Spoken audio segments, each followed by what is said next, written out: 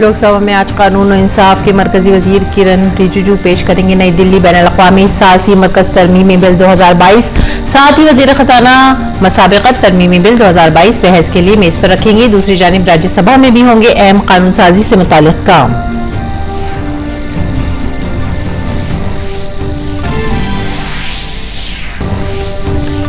नई दिल्ली में वाक़ आकाशवाणी भवन में आज दूरदर्शन के नए सीरियल स्वराज भारत की जद्दोजहद आज़ादी की मजमूई कहानी का होगा आगाज और खुसूसी स्क्रीनिंग। मरकजी वज़ीर दाखिला अमित शाह और इत्तलात और नशरियात के वज़ीर अनुराग सिंह ठाकुर प्रोग्राम में होंगे मौजूद। दूरदर्शन के सीरियल से जद्दोजहद आज़ादी की अजीम कहानी से रूबरू होने का मिलेगा मौका।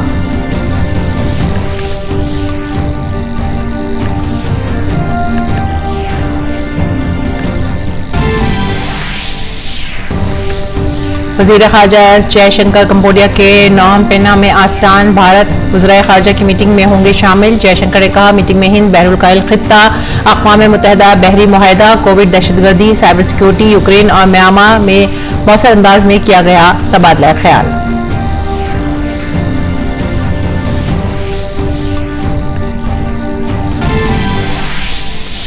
रिजर्व बैंक ऑफ इंडिया आज करेगा दोमाही माली पॉलिसी का ऐलान। कुलीदी पॉलिसी जाती शरहों पर रहेंगी सबकी निगाहें। साबिका माली पॉलिसी में आरबीआई ने रेपो रेट में किया था इजाफा।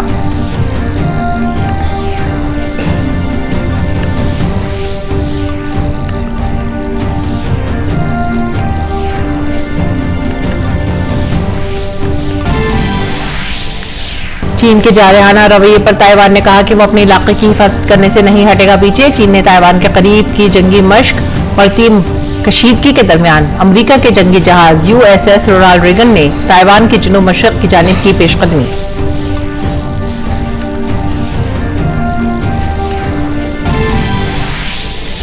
दौलत मुश्तरका खेलों में 7वें दिन सुधी ने पैरा पावर लिफ्टिंग में सोने का तमगा जीतकर रकम की तारीख। लॉन्ग जंप में चांदी का तमगा जीतकर मुरली श्रीशंकर ने भारत को दिलाया एथलेटिक्स का दूसरा तमगा। मुक्केबाज रोहित टोकस ने सेमीफाइनल में पहुंचकर एक और तमगे के हुसूल को बनाया यकीनी।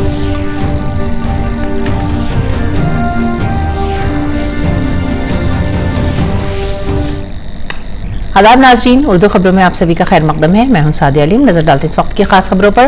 पार्लियामेंट के दोनों ऐवानों में अहम कानून साजी का काम फहरिस्तबंद है। मरकजी वजीर कानून और इंसाफ किरण रिजिजू लोकसभा में नई दिल्ली बैनुल-अक़वामी सालसी मरकज तरमीमी बिल 2022 पेश करेंगे। इसके अलावा वजीर खजाना निर्मला सीतारमण मसाबकत तरमीमी बिल 2022 को बहस के लिए मेज पर रखेंगी। इस बिल का मकसद मसाबकती कमीशन ऑफ इंडिया को मजीद लचकदार और जवाबदेह बनाना है। इसके साथ ही आज ऐवान ज़रीं में वजीर तवानाई आर.के. सिंह के जरिए पेश करदा तवानाई तहफ़्फ़ुज़ तरमीमी बिल 2022 पर भी बहस की जाएगी। राज्यसभा में भी अहम कानून साजी होगी। और नई दिल्ली में वाक़ आकाशवाणी भवन में आज दूरदर्शन के नए सीरियल स्वराज भारत की जद्दोजहद आज़ादी की मजमूई कहानी का आगाज और खुसूसी स्क्रीनिंग की जाएगी। मरकजी वज़ीर दाखिला अमित शाह इस तक़रीब में मेहमान खुसूसी होंगे। इसके अलावा इत्तलात और नशरियात के वज़ीर अनुराग सिंह ठाकुर और मरकजी वज़ीर मुमलिकत डॉक्टर एल मुरुगन भी प्रोग्राम में मौजूद रहेंगे। अहम बात यह है कि स्वराज भारत की जद्दोजहद आज़ादी की मजमूई कहानी की कुल 75 अक़सात हैं। इसमें 15वीं सदी से भारत की जद्दोजहद आज़ादी की कहानी को दिखाया गया है। इस सीरियल से तारीख के कई पहलू सामने आएंगे। खास तौर पर गुमनाम हीरोज की कहानियां सामने आएंगी। ये 14 अगस्त से रात 9 बजे दूरदर्शन पर नश्र होगा। आगे बढ़ेंगे अगली खबर की तरफ। वजीर खारजा एस जयशंकर ने कंबोडिया के नॉम पेन्हा में आसियान भारत वज़राए खारजा की मीटिंग में शिरकत की। उन्होंने सिंगापुर के वजीर खारजा वियोन बालकृष्णन और दीगर आसियान ममालिक के वज़राए खारजा की मीटिंग को कामयाब करार दिया। एस जयशंकर ने कहा कि मीटिंग में हिंद बहरुल काहिल खित्ता, अक़वाम मुत्तहिदा समुद्री मुआहिदा, कोविड, दहशतगर्दी, साइबर सिक्योरिटी, यूक्रेन और म्यांमार में मौसर तरीके से तबादला ख्याल किया गया। उन्होंने कहा कि डिजिटल, सेहत, ज़राई तालीम और सब्ज़ तरक्की आसियान भारत शराकतदारी को आगे बढ़ाएगी। वज़ीर ख़ारजा ने इस मौके पर श्रीलंका के वज़ीर ख़ारजा अली साबरी से भी मुलाकात की। उन्होंने श्रीलंका की इक़्तिसादी तरक्की के लिए भारत के अज़्म का इआदा किया। वज़ीर ख़ारजा ने वियतनाम के वज़ीर ख़ारजा से भी मुलाकात की और दोनों ममालिक के दरमियान जामी स्ट्रैटेजिक शराकतदारी को बरकरार रखने के लिए काम जारी रखने पर इत्तफ़ाक़ किया। और आगे बढ़ते अगली खबर की तरफ। रिजर्व बैंक ऑफ इंडिया आज अपनी 2 माही माली पॉलिसी का ऐलान करेगा। माली पॉलिसी में सबकी नजरें कुलीदी पॉलिसी शरों पर होंगी। रिजर्व बैंक के गवर्नर शक्तिकांत दास आज मुंबई में माली पॉलिसी का ऐलान करेंगे। इससे कबल आरबीआई ने मई और जून में रेपो रेट में इजाफा किया था। आरबीआई ने 4 मई और 8 जून को रेपो रेट में इजाफा किया था। रेपो रेट में इजाफे का असर आपके होम लोन, कार लोन या किसी दूसरे कर्ज पर भी पड़ता है। हर घर तिरंगा मुहिम को कामयाब बनाने के लिए मरकजी हुकूमत बल्कि रियासती हुकूमतें भी अपना पूरा जोर लगा रही हैं, जिसकी वजह से तिरंगे की मांग में काफी इजाफा हुआ है। दिल्ली के सदर बाजार में भी रोजाना लाखों तिरंगों की मांग आ रही है। पेश है खास रिपोर्ट। वज़ीर-ए-आज़म नरेंद्र मोदी की हर घर तिरंगा अपील के बाद बाजारों में तिरंगे की मांग में इजाफा हुआ है, जिसके सबब सदर बाजार में इंतखाबी साजो सामान और झंडा बेचने वालों के चेहरों पर रौनक लौट आई है। जी हां, सदर बाजार के थोक कारोबारियों का कहना है कि उनके पास रोजाना लाखों तिरंगे के ऑर्डर आ रहे हैं। इस हर घर तिरंगा मुहिम ने जहां तिरंगे की मांग में इजाफा किया है, वहीं इससे वाबस्ता काफी अफराद को बड़ी तादाद में रोजगार भी मिला है। हर घर तिरंगा को लेकर किस तरह की हलचल है सदर बाजार में, इससे ज्यादा बात करने के लिए हमारे साथ मौजूद हैं थोक विक्रेता गुलशन खुराना जी। सबसे पहले मैं तो मोदी जी का बहुत शुक्रगुजार करता हूं कि उन्होंने 75वीं वर्षगांठ के लिए हर घर तिरंगे का न्योता लोगों को दिया। तो इसके लिए देशभक्ति मेरे दिल में भी जागी। मैं अमेरिका से इंडिया वापस आया और आकर तिरंगे की इतनी डिमांड है कि लोगों की मैं डिमांड पूरी करने में असमर्थ हो पा रहा हूँ। ये मुझे बहुत दुख हो रहा है।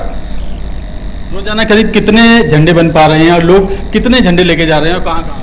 रोजाना तकरीबन 2-2.5 करोड़ झंडे की रिक्वायरमेंट आ रही है और हम ज़्यादा 15-20 लाख झंडे दे पा रहे हैं। यही हमारे पास से हो पा रहा है। देश में कहाँ से ज़्यादा डिमांड लग रही है?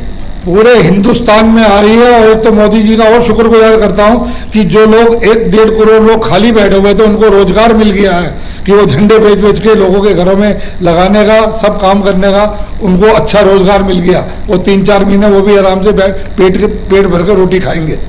इस समय ज़्यादा किन साइज के झंडों की हो रही है? ज़्यादा झंडा 1.5 बाई 2.25 फुट 20-30 का चल रहा है। बाकी 1 बाई 1.5 फुट 16 बाई 24 इंची 20-30 24-36 36-54 ये साइज चल रहे हैं। मेन डिमांड जो चल रही है जो 20-30 यानी कि 18-27 1.5 बाई 2.25 फुट की चल रही है। सदर बाजार में 10 रुपए से लेकर 150 रुपए तक के झंडों का ज्यादा ऑर्डर आ रहा है। कई प्राइवेट कंपनियां भी ऑर्डर बुक करा रही हैं। इस बार बाजारों में प्लास्टिक के झंडों पर भी पाबंदी लगाई गई है। सिर्फ कपड़े के झंडे ही बाजार में बेचे जा रहे हैं, जिनकी कीमतें उनके साइज पर मुनहसिर हैं। दिल्ली से गिरीश निशाना की रिपोर्ट, डीडी न्यूज उर्दू खबरें। स्मार्ट इंडिया हैकाथन 2022 का इनेकाद 25 से 29 अगस्त तक किया जा रहा है, जिसके मीडिया पार्टनर के तौर पर दूरदर्शन और ऑल इंडिया रेडियो अपना किरदार अदा करेंगे। नई दिल्ली में मीडिया पार्टनरशिप के लिए AICTI, आकाशवाणी और दूरदर्शन के दरमियान एक मुफाहमतनामे पर दस्तखत हुए।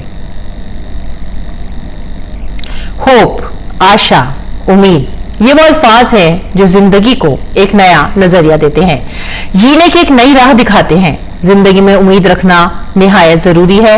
आज आपको दिखाते हैं कि किस तरह कुछ लोग अल्जाइमर के मरीजों की उम्मीद की किरण को रोशन रख रहे हैं।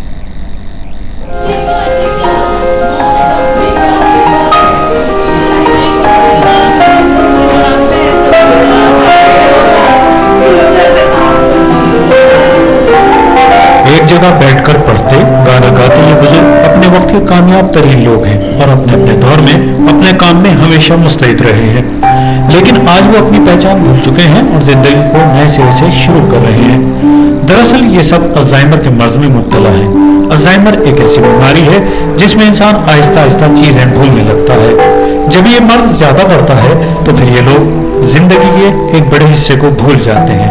इन लोगों की जिंदगी में उम्मीद का एक नया चिराग जला रही है वो एक आशा नामी तंजीम।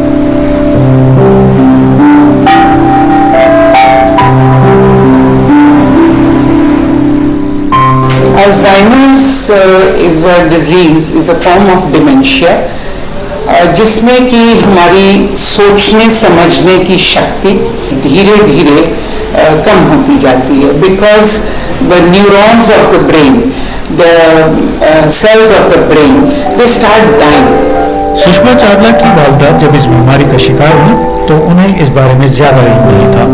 वो अपनी माँ को न तो बचा सकी, लेकिन उन्होंने इस बीमारी में मुब्तला दूसरे अफराद को बचाने का अहद लिया। गुड़ियों से खेलने वाली ये बुजुर्ग खातून अपनी जिंदगी का बेशतर हिस्सा भूल चुकी है। वो समझती है कि कुछ अर्से पहले इनकी शादी हुई है और इन गुड़ियों को अपना बच्चा समझ रही है।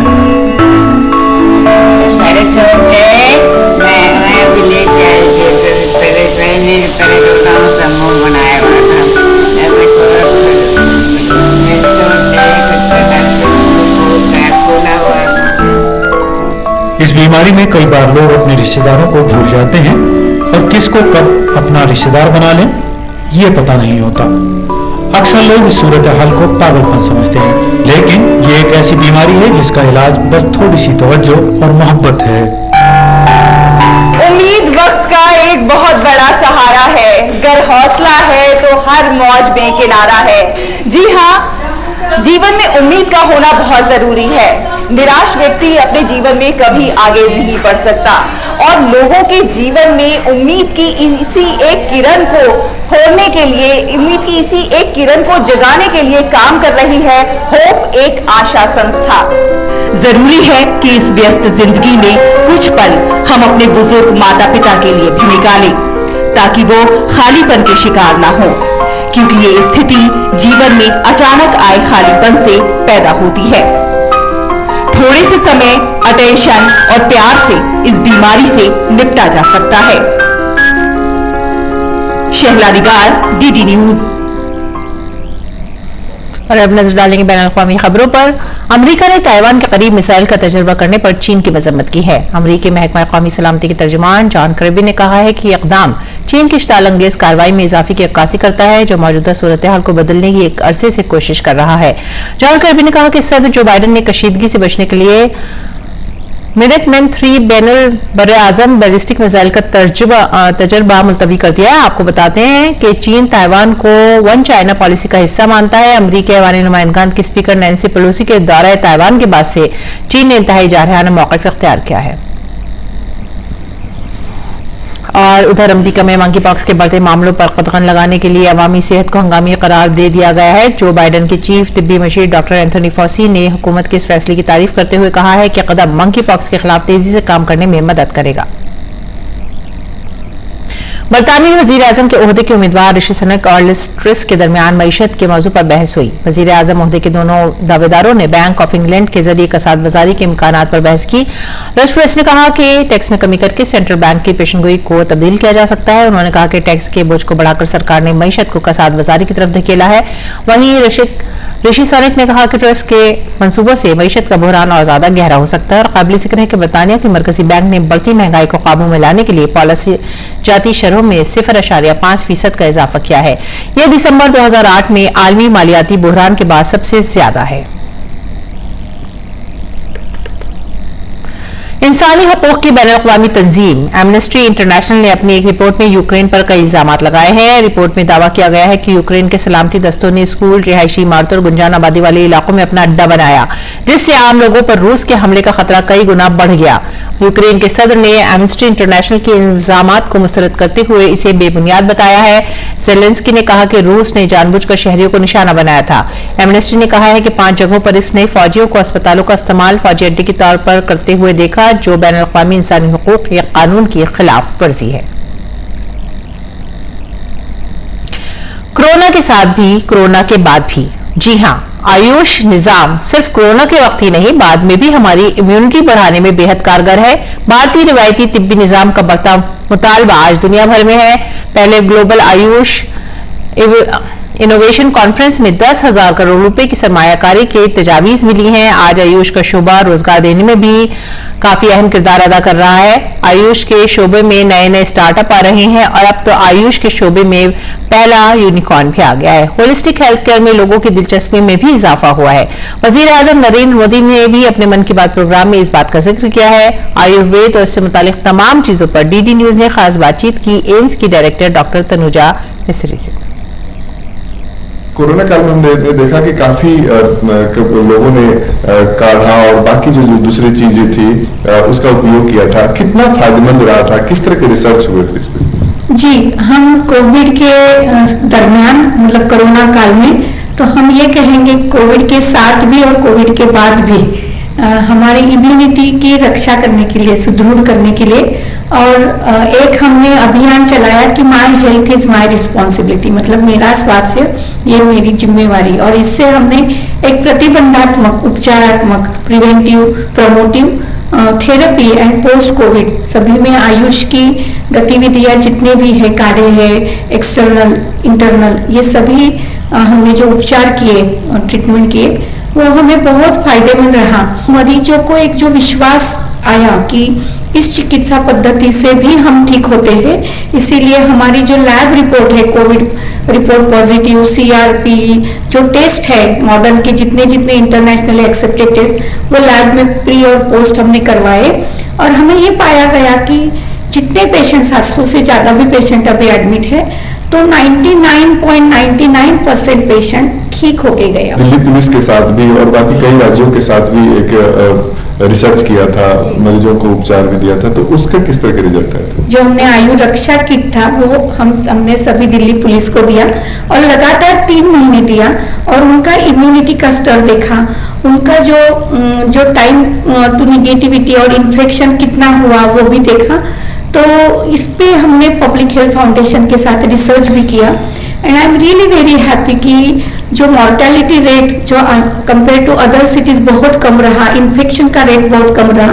कोरोना काल में काफी आयुर्वेद प्रोडक्ट की मांग बड़ी दुनिया भर में, तो एक्सपोर्ट में भी बढ़ावा देखने को मिला, तो वो किस तरीके से देखा? आयुष के जितने भी प्रोडक्ट्स है, खास करके अश्वगंधा, च्यवनप्राश, गिलोय, कालमेघनी, ये काढ़े, इतना सबका अगर हमने एक्सपोर्ट भी देखा और उसका जो मार्केट साइज देखा तो देयर इज अ 33% राइज। पहले कोविड के पहले 5% राइज था और वो बढ़ के 33% राइज हुआ है। स्टार्टअप में अब तक कितनी प्लेयर्स आए, क्या कोई अभी यूनिकॉर्न भी इसमें हुआ है क्या? We are developing very closely with Atal innovation mission, NITI Aayog के साथ भी करके हम एक आयुष की, मिनिस्ट्री ऑफ आयुष पॉलिसी बना रहा है, रिसर्च पार्क बना रहा है। और आपने अगर यूनिकॉर्न की बात करी तो स्टार्टअप जो उनको हमने 30 लोगों को डिस्प्ले किया था स्टार्टअप्स को, तो उनको इन्वेस्टमेंट मिली, इन्वेस्टमेंट की अपॉर्चुनिटी भी पिचिंग हुआ, एक पूरी पाइपलाइन कंप्लीट हुई and I am really happy that the first unicorn in AYUSH startup जो अश्वगंधा जो कार्तिकेयन है, so he has been declared as a first unicorn. जो इन्वेस्टमेंट सबमिट हुआ था तो उसमें कितने प्लेयर निवेश के लिए आए, कुछ इस तरह का डाटा है क्या? मिनिस्ट्री ऑफ आयुष के मदद से प्रयासों से 36 LOI साइन हुए, जिसमें हम ये जरूर कह सकते हैं कि जो मिनिस्ट्री की इंफॉर्मेशन जो है 5 लाख लोगों की जॉब अपॉर्चुनिटीज है, जिससे डायरेक्ट 75 से लाख से भी ज्यादा लोगों को डायरेक्ट बेनिफिट इससे मिलने वाला है। स्टार्टअप कल्चर से हम ये कह सकते हैं कि लाइवलीहुड जनरेशन के लिए भी ये बहुत जरूरी है। कैमरामैन शैलेंद्र चौहान के साथ नितेंद्र सिंह, DD न्यूज, दिल्ली। और अब बात करेंगे खेलों की। पैरा एथलीट सुधी ने बर्मिंघम कॉमनवेल्थ गेम्स में गोल्ड मेडल जीतकर तारीख रकम कर ली है। सुधी ने मर्दों के हैवीवेट ज़ुमरे में पैरा पावर लिफ्टिंग में 134.5 पॉइंट्स के साथ रिकॉर्ड बनाते हुए भारत को छठा तलाई तमगा दिलाया। सुधी ने अपनी पहली कोशिश में 208 किलोग्राम वजन उठाया और फिर दूसरी कोशिश में 212 किलोग्राम वजन उठाया। सुधीर पैरा पावर लिफ्टिंग में तलाई तमगा जीतने वाले भारत के पहले एथलीट बन गए हैं। भारत ने अब तक कुल 6 गोल्ड मेडल जीते हैं। इससे कबल मीराबाई चानू, जर्मी लालरी, अचंता शोली खातून की लॉन बॉल टीम और टेबल टेनिस की मर्दों की टीम ने सोने के तमगे अपने नाम किए हैं। उधर भारत के मुरली श्री शंकर ने भी बर्मिंघम कॉमनवेल्थ गेम्स के लॉन्ग जंप इवेंट में चांदी का तमगा जीतकर तारीख रकम की है। मुरली श्री शंकर ने ट्रैक एंड फील्ड मुकाबलों में भारत को दूसरा तमगा दिलाया है। अलेक्जेंडर स्टेडियम में मुनक्किदा फाइनल में भारत के नंबर 1 जंपर श्री शंकर ने 8.08 मीटर की बेहतरीन छलांग लगाकर चांदी का तमगा जीता। तलाई तमगा जीतने वाले बहामास के लिंकन निरेन ने भी 8.08 मीटर छलांग लगाई, लेकिन 7.98 मीटर की उनकी दूसरी बेहतरीन छलांग लगाकर श्री शंकर ने 7.84 मीटर से ज्यादा होने के सबब उन्हें सोने का तमगा मिल गया। जनूबी अफ्रीका के जोआन वैन वॉरेन 8.06 मीटर की छलांग लगाकर तीसरे नंबर पर रहे। उन्होंने कांस्य का तमगा हासिल किया। इसके अलावा श्रीशंकर दौलत मुश्तरका खेलों की तारीख में लंबी छलांग के मुकाबले में भारत के लिए चांदी का तमगा जीतने वाले पहले भारतीय मर्द खिलाड़ी बन गए। इससे कबल भारत दौलत मुश्तरका खेलों में लॉन्ग जंप इवेंट में 3 तमगे जीत चुका है। इससे कबल खवातीन की साबिक एथलीट्स अंजू बॉबी जॉर्ज और प्रजोशा मलाइकल तमगे जीत चुकी हैं। अंजू बॉबी ने 2002 के कॉमनवेल्थ गेम्स में लॉन्ग जंप इवेंट में कांसे का तमगा जीता था और प्रजोशा ने 2010 के कॉमनवेल्थ गेम्स में चांदी का तमगा जीता था। उसी वक्त सुरेश बाबू ने 1978 के कॉमनवेल्थ गेम्स में मर्दों में कांसे का तमगा जीता था। लंबी छलांग में प्रजोशा के बाद भारत का यह दूसरा चांदी का तमगा है। लॉन्ग जंप मुकाबले में मुरली श्रीशंकर ने बर्मिंघम कॉमनवेल्थ गेम्स में चांदी का तमगा जीतकर तारीख रकम की है। हमारे नामानिगार मुकेश शुक्ला ने उनसे बात की। एथलेटिक्स से भारत के लिए अच्छी खबर है और मुरली श्रीशंकर ने सिल्वर मेडल जीता है। और कितना बड़ा पल है इनके लिए और कितनी उन्होंने तैयारियां करी थी, इन पर बात करेंगे। मुरली, किस तरह का प्रिपरेशन था और किस तरह का एक्साइटमेंट था जब आप यहाँ खेल रहे थे और अप्स एंड डाउन्स बराबर चल रहे थे? प्रिपरेशन तो बहुत अच्छा चल रहा था क्योंकि हम एक महीने से मतलब जुलाई फर्स्ट वीक से हम यूएस में ट्रेनिंग कर रहा था वर्ल्ड चैंपियनशिप के लिए चुला विस्ता में, और उसके बाद वर्ल्ड चैंपियनशिप में भी गया, उधर 7th पोजीशन रहा और उसके बाद इधर बर्मिंघम में आ गया कॉमनवेल्थ के लिए। प्रिपरेशन काफी अच्छा रहा था डिस्पाइट ट्रैवलिंग भी बहुत ज्यादा था और रिकवरी का भी बहुत प्रॉब्लम चल रहा था क्योंकि मतलब ट्रैवलिंग बहुत फ्रीक्वेंट हो रहा था। और बहुत खुश हूँ कि अपने देश के लिए सिल्वर मेडल जीत गया हूँ और आशा करता हूँ कि अगले ये एक छोटा ही ये हमारे बड़े सफर का छोटा स्टेप है और आगे देश के लिए बहुत कुछ करना है और देश के लिए मेडल लाना है। कंडीशन काफी टफ हो गया था, तो उससे कैसे आपने अपने आप को वहां पर एडजस्ट किया और किस तरह से कम बैक किया? कंडीशन बहुत चैलेंजिंग रहा था क्योंकि विंड का प्रॉब्लम था, टेम्परेचर बहुत ठंडा हो रहा था, मौसम बहुत सर्दी जैसा हो रहा था क्योंकि हमको इंडिया में ऐसे कंडीशंस का यूज नहीं है क्योंकि 15-16 डिग्री टेम्परेचर था। उसे ओवरकम करना पहला चैलेंज था और मैं वो एक अच्छा जंप का जो ढूंढ रहा था और वो 5th जंप में मिल गया। बहुत खुश हूँ। आपके डैडी बराबर आपको वहां से समझा रहे थे एक जंप और ट्राई करेंगे, किस तरह से आप उनसे वहां पर गाइड ले रहे थे? एक्चुअली पापा मुझसे बोल रहे थे कि ये तुमसे हो पाएगा क्योंकि तुमने ये पहले कर चुके हो, क्योंकि इंटरस्टेट में भी मैं ऐसे सिचुएशन में रहा था और इंटरस्टेट में बहुत अच्छा जंप निकला था 5th राउंड में और ऐसे ही पापा बोल रहे थे कि तुम कर पाओगे एक अच्छा जंप इधर भी, तो 5th जंप ऐसे ही जैसे इंटरस्टेट में हो गया वैसे इधर भी हो गया और सिल्वर मेडल जीत गया। बहुत खुश हूँ इस बात में। आप लास्ट टाइम जब इंजरी हो गया था उसके बाद लगा था कमबैक हो पाएगा? मुझे जो उस टाइम में मेरा जिंदगी का सबसे खराब टाइम चल रहा था टोक्यो ओलंपिक्स के टाइम में क्योंकि कोविड की वजह से मेरा मसल स्ट्रेंथ वगैरह बहुत वीक हो गया और मेरा परफॉर्मेंस भी बहुत खराब रहा था और मैं ये सोच रहा था कि अगर ऐसे परफॉर्मेंस ऐसे हालत से मैं कमबैक कर पाऊंगा कि नहीं, पर मेरे पापा जो मेरे साथ थे वो मुझे पूरा सपोर्ट दिए, मेरे फैमिली ने पूरा सपोर्ट दिए और फेडरेशन से, साई से, टॉप से, JSW स्पोर्ट्स मेरे स्पोर्ट्स से बहुत सपोर्ट मिला है और उनकी वजह से मैं अभी ये सीजन बहुत अच्छा कर पा रहा हूँ। अच्छा सीजन अभी तक जो सीजन है जो इंजरी के बिना अच्छे ढंग से कर रहा हूँ और इनकी वजह से मैं कर पा रहा हूँ। बहुत धन्यवाद देना चाहूँगा जो मुझे सपोर्ट किया है। बिल्कुल, बहुत बहुत शुक्रिया हमसे बात करने के लिए। तो ये थे मुरली श्रीशंकर जो बता रहे थे कि तमाम चुनौतियों को उन्होंने पार करते हुए न केवल देश के लिए पदक जीता, अभी इन्हें आगे भी उम्मीद है और इस पदक का रंग भी बदल देंगे। कैमरा के साथ में Mukesh Shukla, DD news Birmingham.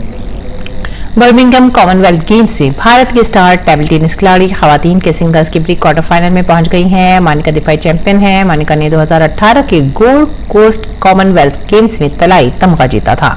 Manika ने कनाडा की चंग नेमफो को 4-0 से शिकस्त दी थी।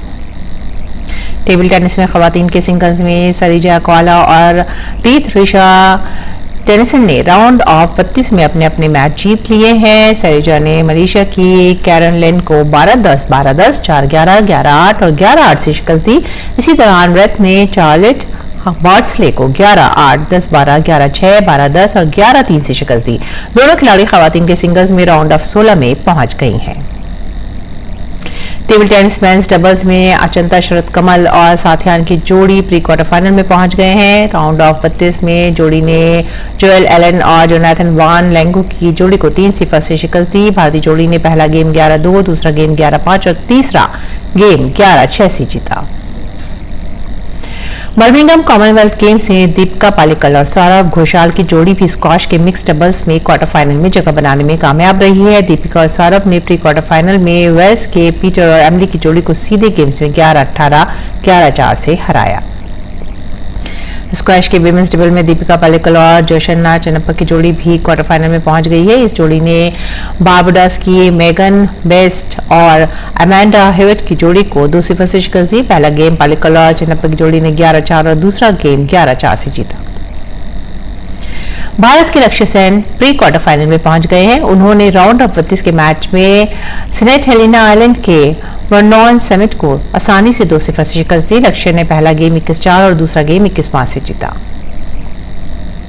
बैडमिंटन में खातीन सिंगल्स में भारत की आकृषि कश्यप को वॉक थ्रो मिल गया है। राउंड ऑफ 32 में उनका मुकाबला पाकिस्तान के महरूर शहजाद से था। आकृषि की आलमी दर्जाबंदी 57 और महरूर के 165 है। ताहम उसके बावजूद महरूर ने पहले राउंड में आकृषि को सख्त टक्कर दी थी। आकृषि ने पहला गेम 22-20 से जीता था। उसके बाद आकृषि ने दूसरे गेम में 8-1 की बढ़तरी हासिल की। फिर महरूर की टांग में चोट आई, डॉक्टर को बुलाया गया। उसके बाद महरूर मैच जारी नहीं रख सकी। इस तरह आकृषि को वॉक थ्रो मिल गया। आकृषि प्री क्वार्टर फाइनल में पहुंच गई है।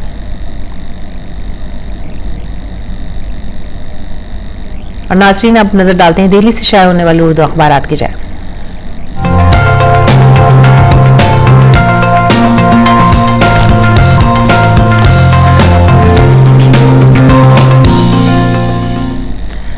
दिल्ली से शाया होने वाले उर्दू अखबारात में जो सबसे पहले रोजनामा हमने लिया है वो है राष्ट्रीय सहारा, और इसमें जो पहली सुर्खी हमने ली है वो है ज्ञानवापी मामले की समाअत अब 18 अगस्त को। अदालत ने मुस्लिम फरीक की अपील पर नई तारीख दी। दूसरी सुर्खी जो अखबार ने सफ़े अव्वल पर छापी है वो है ताइवान पर कशीदगी में इजाफा, 6 अतराफ से चीन ने घेरा। हम जंग को हवा नहीं देंगे लेकिन अपनी खुद मुख्तारी और कौमी सलामती का दिफा करेंगे, सदर ताइवान। इस बीच अमरीका ने चीन को बुरहान न बढ़ाने की नसीहत भी की है। आगे बढ़ते हैं तीसरी खबर की तरफ, और ये भी है रोजनामा राष्ट्रीय सहारा से ही, और ये है हिराउल हाउस में यंग इंडिया के दफ्तर पर ईडी का दोबारा से छापा पड़ा है। इनकलाब को रुख करते हैं। इनकलाब ने जो सुर्खी बनाई है वो है चीफ जस्टिस यूयू ललित अगले चीफ जस्टिस ऑफ इंडिया होंगे। और उसके बाद जो अगली खबर है वो बिहार से है, वो है जहरीली शराब पीने से 2 लोगों की मौत। और उसके बाद अगली खबर है हमारा समाज से, और तो नाज़रीन, बिहार में जहरीली शराब पीने से लोगों की मौत हुई है। और इसके बाद अब हम रुख करते हैं मौसम की तरफ, जानते हैं मौसम का मिजाज।